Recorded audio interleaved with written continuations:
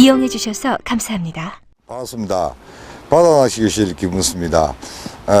김문수의 가을철 갯바위 감성돔 낚시. 오늘은요, 여러분을 여수권 갯바위로 모셨어요.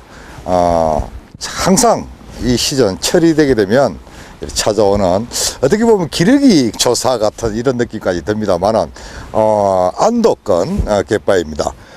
제가 서 있는 이곳은요, 2년 전 봄철에 여러분과 함께 저부력 반유동 낚시, 저부력 반유동 낚시라는 주제를 가지고 함께 했던 그곳입니다. 이곳에서 여러분과 함께 오늘 하루 또 다른 주제를 가지고 가을철 갯바위 감성돔 낚시 해보도록 하겠습니다. 자, 갑니다.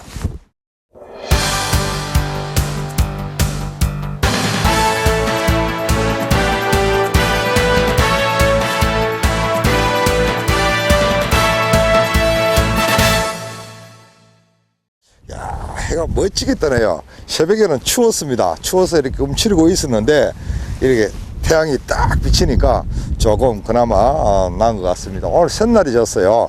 하루 종일 새꾸름한 날씨가 보이지 않을까라고 생각을 했는데 의외로 이렇게 맑은 하늘이 보여지네요. 저번에 한 2년 전에 여러분과 함께 이곳에서 낚시를 할 때는 수심도 그렇게 깊지 않고 또 조류 소통도 아주 완만하고 해서 저부력 채비를 구성해서 반유동 낚시를 하는 것도 아주 재밌을 것 같다라고 해서 제가 시범을 보여드린 것도 있습니다. 그리고 그때는 또 살이 물 때예요. 봄이고 살이 물 때고 이래서 조건이 좀 맞아 들어갔을는지도 모르겠지만 오늘은 가을이고 조금 물이에요. 완전히 반대입니다. 완전히 반대 상황에서 또 이렇게 내렸는데 지금 이 여수권 갯바위에 이 감성돔이 막 이렇게 선을 보인다고 그래요. 보이고 이렇게 이제 갯바위 가장자리에서 모습이 나타난다고 그러니까 여러분들과 함께 이곳에서 또 다른 주제를 가지고 하루를 보내보는 것도 괜찮으리라 저는 생각이 듭니다. 그래서 오늘은 저번 시간에 여러분과 함께 감성돔 낚시를 해봤기 때문에 오늘은 수심이 그다지 깊지 않고 오늘처럼 바다도 조용해요. 이런 상황에서 아주 기본적인 방법을 가지고 여러분과 함께 전유동 낚시 해보도록 하겠습니다. 자, 갑니다. 전유동 낚시를 할 때는요, 모든 것이 조금 관심을 가져야 됩니다. 그러니까 신경을 쓰셔야 된다는 그런 얘기가 돼요. 첫째, 낚싯대 같은 경우에도 엄밀히 따지면 전유동 낚시를 하기 위해서는 낚싯대가 조금 따라가 주는 것이 좋아요. 그렇다고 해서 뭐 아무 낚싯대를 가지고 하면 안 되느냐, 그건 아니에요. 아무 낚싯대나 가지고 해도 됩니다만은 이 전문적으로 아주 저부력 채비를 이렇게 컨트롤 하려고 그러면요, 낚싯대 끝이, 그러니까 초리 끝이 아주 유연한 그런 낚싯대가 좋아요. 그래서 행여나 뭐 여분으로 그런 낚싯대 한 대를 구입하고 싶다, 전유동 전용 낚싯대를 구입하고 싶다라고 이렇게 생각이 들면요, 이렇게 흔들어 봐서 초리 끝이 아주 유연한 그런 낚싯대를 선정하는 것이 좋을 것 같습니다. 그런데 그런 낚싯대가요 조금 비쌉니다. 비싸서 좀 건장하기가 좀 그렇고, 그래요. 그렇다고 해서 뭐 꼭 그런 것 아니면 전용 낚시가 안 되느냐, 그것도 아니에요. 아무거나 하면 되긴 됩니다. 그리고 두 번째로 중요한 것이에요, 원줄의 선택이에요. 원줄 선택.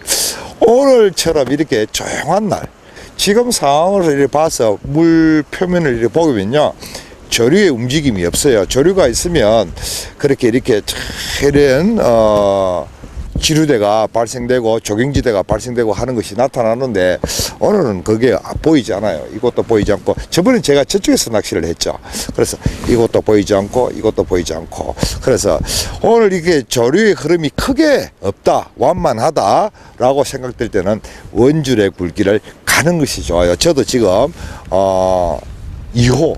2호로 이렇게 감겨진 숯불로 지금 교체를 했는데 2호 정도를 하고, 그리고 조류의 흐름이 조금 빠를 때는 2호를 기준으로 해서 수심이 낮을 경우에는 호수가 좀 올라가는 것이 좋겠죠. 수심이 낮게 되면 채비가 빨리 내려가면 손해예요. 전조등 낚시는 반조등 낚시와 달라요. 반조등 낚시는 어느 정도 수심이 맞춰진 상태이기 때문에 일단 내려가서 채비가 정리를 돼야 되지 않습니까? 그죠? 그런데 그 반면에 전조등 낚시는 빨리 내려가면요 손해예요. 왜? 빨리 내려가게 되면 포인트에 진입하기 전에 이미 내려가 버리고 진입하는 과정에서 바닥 걸림이 발생되어 버립니다. 그래서 계속 이렇게 뜯겨 들기 때문에 적당한 거리에서 착수시켜서 포인트까지, 그러니까 자신이 선정한 포인트까지 이렇게 채비가 진행하는 과정에서 채비가 내려가 주는 것이 아주 좋거든요. 그래서 반유동 낚시에 이렇게 습관이 들은 사람은 전유동 낚시를 하려고 그러면요 채비가 안 내려가는 거기에 굉장히 스트레스를 받습니다. 그 저한테 질문을 하기에 뻑하면 채비가 안 내려갑니다. 김문수 씨, 제가 채비가 안 내려가요. 제가 어떻게 설명을 드려야 되겠습니까? 채비는요, 채비가 안 내려가는 것은 그 사람이 채비를 못 내려가게 잡고 있는 거예요. 모든 기구가 바늘, 봉돌, 목줄 이런 스텔스 이런 것들이 전부 다 가라앉는 비중을 가진 물체들인데 그것들이 못 내려가고 있다는 것은요 사용자가 채비가 못 내려가게끔 방해를 하고 있는 겁니다. 그래 그 부분을 빨리 찾아서 해소를 시켜주게 되면 저부력 채비가 내려가는 데는 아무 지장이 없다라는 이런 얘기가 됩니다. 그래서 오늘 같은 경우에는 이렇게 조용하고 수심이 크게 깊지 않다라고 이렇게 느낌이 오면 채비는 가급적 천천히 내려가기 하는 것이 좋다. 그리고 뽕돌은 조류 흐름에 비례하고 뭐 이런 거 기타 등등 이론적 이야기가 있습니다만은 자신이 생각해서 이런 상황에서 나는 뽕돌을 B뽕돌을 사용해야 되겠다, 혹은 2B뽕돌을 사용해야 되겠다, 3B뽕돌을 사용해야 되겠다라는 것을 느껴야 돼요. 자신이 그걸 어떻게 하냐면 그냥 무턱대고 사용해 보십시오. 그리고 자꾸 채비가 빨리 가라앉아서 채비가 바닥 걸림이 발생되게 되면 자신이 사용했던 뽕돌보다 조금 한 치수를 낮추고, 그래도 걸리면 또 낮추고, 그래도 걸리면 아예 뽕돌을 없애버리고, 그렇게 사용하다가 채비가 안 내려가면 내리기 위해서 뽕돌을 하나 또 달고, 그래도 안 내려가면 그보다 조금 더 무거운 거를 달고, 그래도 안 내려가면 그보다 조금 더 무거운 걸 달고, 이렇게 자꾸 리바이벌 반복되는 행동에 의해서 자신이 만드는 채비를 원활하게 응용할 수 있어야 된다라는 이런 얘기가 됩니다. 그래서 낚시는 모름지기 남들이 해주는 게 절대 아니고 자기 개인만의 철저한 각개전투거든요.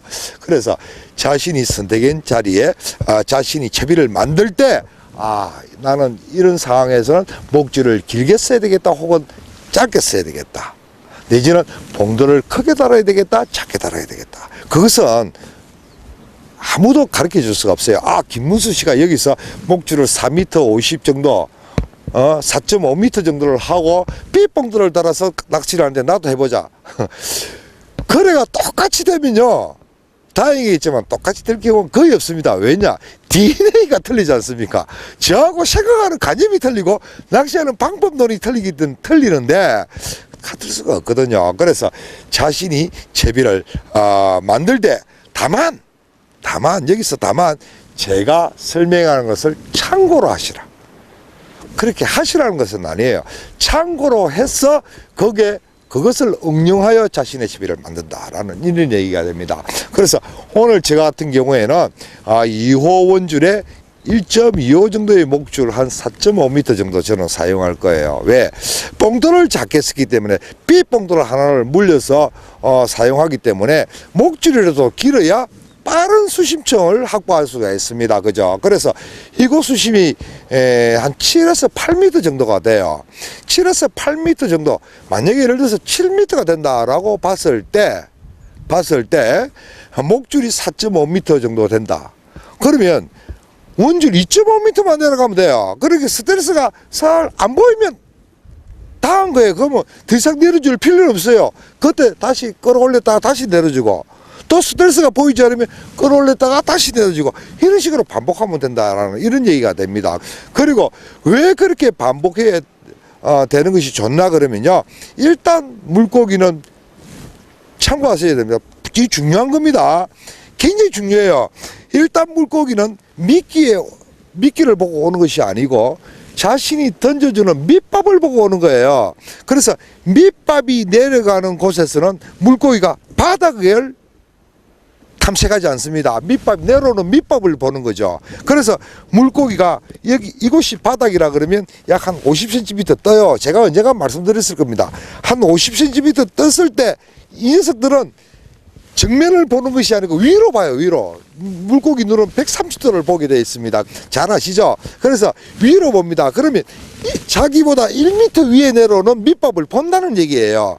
그러면 50cm 정도 떠서 1m 정도 위에 오는 밑밥을 보고 덮친다 그러면요, 바닥에서 1.5m 위에 있는 먹잇감을 먹는다는 얘기가 됩니다. 그러면 수심이 7m라고 가정했을 때 1.5m 정도 이래 물고기가 떠서 치위 활동을 할 수 있다라는 전제 조건을 둔다 그러면요, 자신의 채비는 6.5m 아니죠, 5.5m만 내려가도 입질 받을 수 있는 확률이 있는 거죠.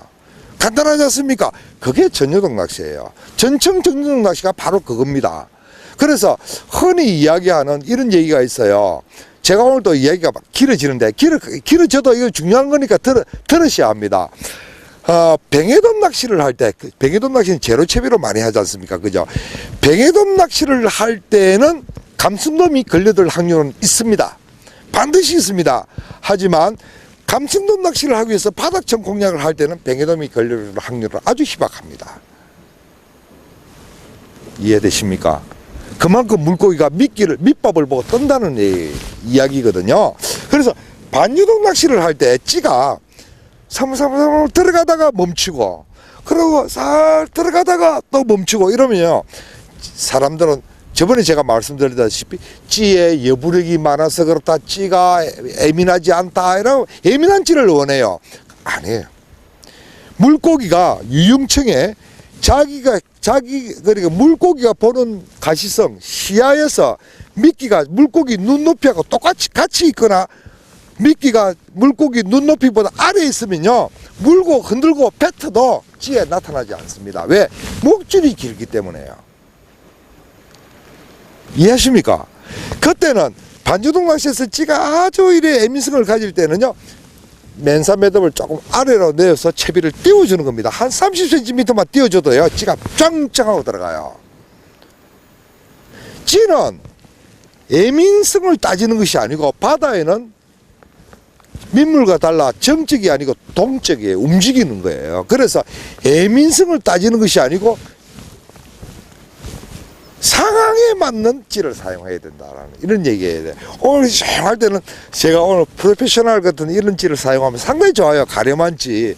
그런데 파도가 막 높을 때는 가렴한 찌는 어떻게 해요? 파도가 높고 이러면 자꾸 물속에 잠겨듭니다. 그래서 그때는 조금 덩치가 있는 상부팽창형 이런 찌를 사용해주고, 이런 상황에 맞게끔 찌를 사용해야 되는 거지 예민성을 따지는 것이 아닙니다. 찌 부력하고 감순돔 입질하고는 아무 관계 없습니다. 정말 아무 관계 없어요. 그걸 따지는 사람은요, 제가 장담을 할게, 뭐가 몰라서 그래요. 뭘 잘 몰라서 그래요. 제가 또 욕을 들을지언정 이 소리를 해야 되겠습니다. 바다 낚시를 정확하게 알게 되면요, 부력 안 따집니다. 저는요, 원거리 공략할 때는요, 비록 삐복도를 사용하더라도 어떨 때는 내 참 우스운 얘기를 할게요. 1호찌에 이비봉돌 써갖고 하는 사람이 바로 접니다. 그래도 쑥쑥 들어가요. 지 부력하고 입질하고는 관계없으니까 자신감을 가지시고, 찌가 잘 보이지 않으면 큰 찌를 사용하시고, 그죠? 채비가 내려가지 않으면 봉돌을 크게 사용하시고, 바닥에 걸리면 봉돌을 작게 사용하시고. 제가 왜 이렇게 느긋하게 낚시를 하냐 그러면요, 저번에 제가 한 2년 전에 우리 하드캄프라고 여기 이곳에서 와서 감성돔 낚시를 하면서 그때 저부력 전유도 낚시, 반유도 낚시를 하면서 감성돔 많이 낚았어요. 그래서 지금 오늘은 안 낚아도 관계없습니다. 그래서 제가 사슬을 내리고 여러분과 함께 이야기를 하는데 또 이런 기회가 아니면 또 전처럼 또 얘기할 기회도 없어요. 그래서 요번 영상이 조금 재미가 있니 없니 말씀들 하지 마시고 오늘 저와 함께 그냥 잘하시는 분들은 또 크게 시시하다 재미없다 할 수 있을는지는 몰라도 조금 이해를 해주시기 바랍니다. 오늘 찌는요 제가 집에서 프로페셔널 가래만찌를 하나 제가 사용해 볼게요. 비치입니다. 비치. 오늘은 새날이기 때문에 조금 이렇게 맞바람을 안고 낚시를 해야 될 것 같아요. 그래서 조금 이렇게 낚시를 하다가 바람이 불고 캐스팅이 잘 되지 않으면 찌를 약간 덩치가 있는 찌로 바꿔서 사용해 보는 것이 좋을 것 같아요. 비치입니다. 비치. 비치. 가래만찌. 왜 가래만찌를 사용하냐 그러면요. 조용하기 때문에 수면이 조용하고 파도 일림이 크게 없기 때문에 가래만찌를 사용하는 것이 좋겠다라는 이런 판단에서 제 판단에서 사용하는 겁니다. 그 여러분들은 크게 이런 것을 연연하지 마시고 가래만찌는 뭐 잘 날아가지도 않고 별로다 이런 생각이 드시면 또 그에 여러분 각자 사용자에 따른 기호에 맞는 그런 찌를 사용하는 것이 좋아요. 스트레스 수중찌는요 작은 것을 사용해요. 왜냐하면 오늘 조금이지 않습니까? 그죠? 조금이고 조류의 흐름도 많이 없어요.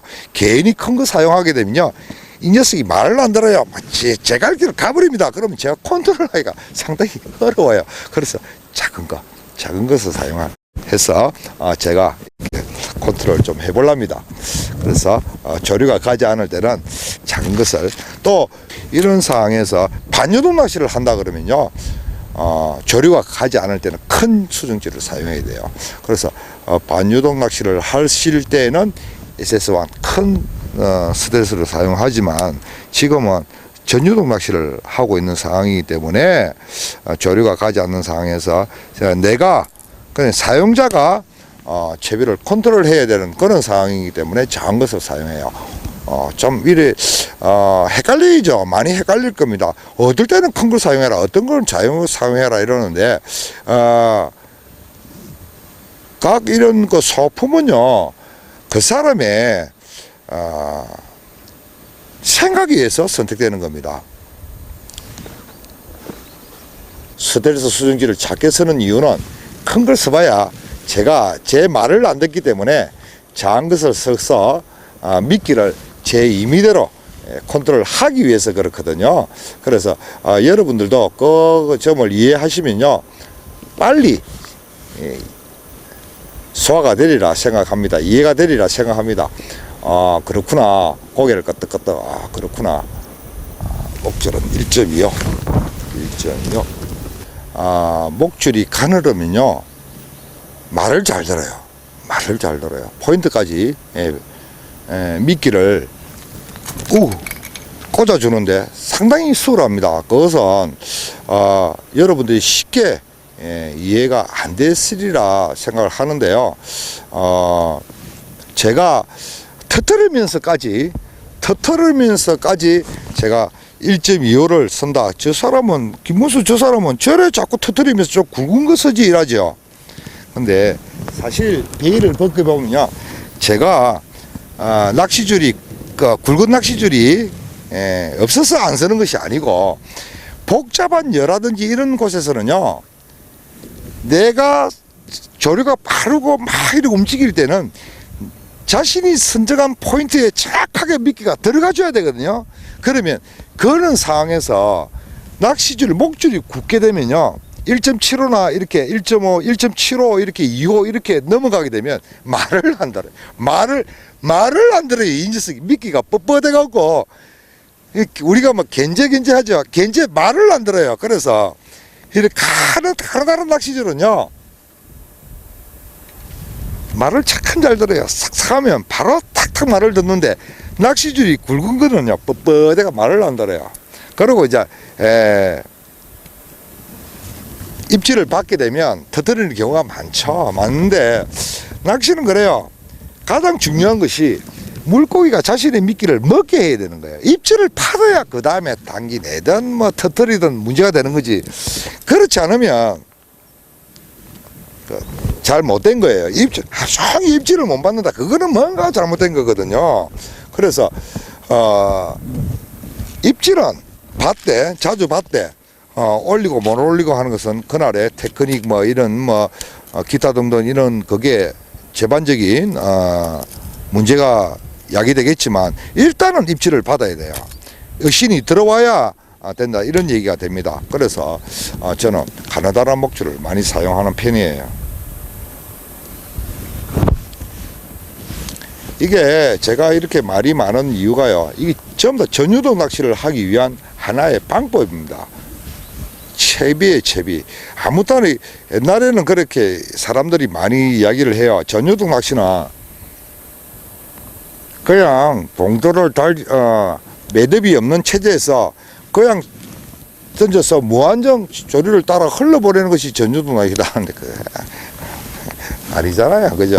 아니고 전유동 낚시는 자신이 선택한 곳을 정확하게 상부에서 하층까지 더듬어 내려가는 겁니다. 그래서 조금 전에 이야기했듯이 물고기가 밑밥의 반응을 보고 떴을 때 반유동 낚시 같으면 빠르게 내려갔을 때는 미끼가 아래에 가버린다는 거죠.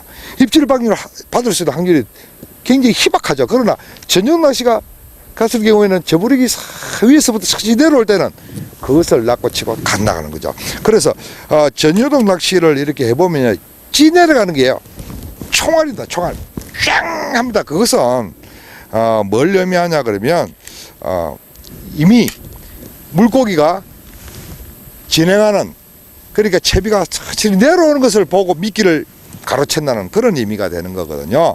이미 아래까지 내려간 미끼를 먹는 것이 아니고 그렇기 때문에 입질 받을 수 있는 확률이 상당히 좋은 거죠.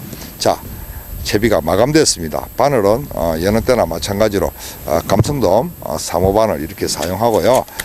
바늘에서부터 약 한 1m는 안 되겠고 한 좌우전 1m 합시다. 삐뽕돌 하나 이렇게 달았습니다.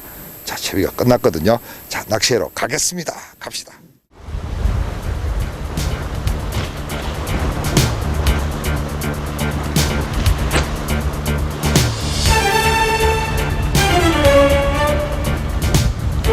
이 전유동 낚시에서 가장 첫 번째 과제가 포인트 선정이거든요. 포인트를 어떻게 잡는 것이 좋으냐라고 모든 사람들이 숙제로 이렇게 남습니다. 그런데 가장 좋은 포인트 선정은요, 자신이 생각해서 낚시를 쉽게 할 수 있는 그것이 바로 포인트가 되는 거예요. 전유동 낚시에서. 왜 그러냐, 왜 그런 것이 포인트가 되느냐라고 하게 되면, 이 프로그램은 고품격 친환경 지고지 하나파워와 함께합니다. 그러나 이렇게 마늘 끼고 있고 자갈돌이 있기 때문에